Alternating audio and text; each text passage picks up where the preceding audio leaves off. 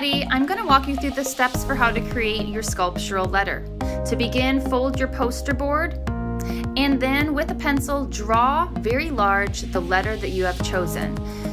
What is important is that the width of all parts of your letter is at least as wide as the widest part of the cups we'll use for the inside.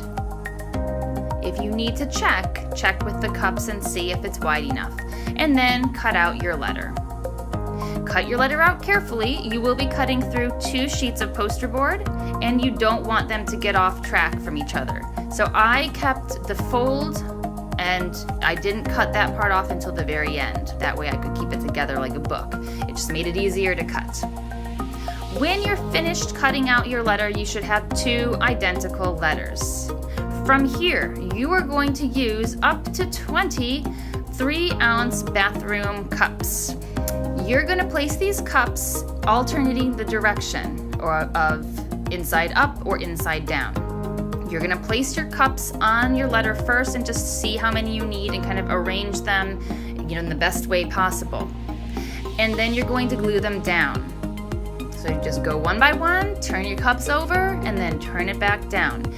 If you're putting the wide end down, you want the wide end to be right up against the edge of your letter.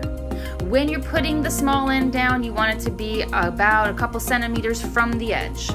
And then you're going to glue the tops of the cups. Basically, you're drawing a circle around the top of the cup.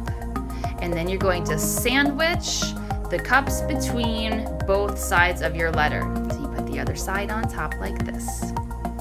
Just check that it matches with the bottom, and you'll be good to go. Now at this point, if class is getting ready to end, you're going to need to make sure your name gets on something. So just write your name with a pencil somewhere on your letter, and it really is a good time to let it dry. If it's not staying down well, you can even put a book gently on top of your letter. But when you're ready to move on, you're going to take the pre-cut sides that are already cut the exact height of the cups, and you're going to tape them down around the entire letter. You're probably going to need at least 4, maybe even more, of these pre-cut sides. Don't overdo it with tape. We will be using paper mache to put a nice layer and add some structure and sturdiness and smoothness to the letters when we're done. But for right now, what we're trying to do is just have a nice smooth cardboard edge. So you can see I'm putting a piece of tape every couple inches or so, and definitely any place where it's really bending around a corner. If you have trouble with this part, ask a neighbor to help you. Sometimes it could be helpful to have one person hold down the strip and then the other person put the tape on the letter. Now you are ready for part 2, which is probably going to be your favorite part, and that is adding a paper mache layer.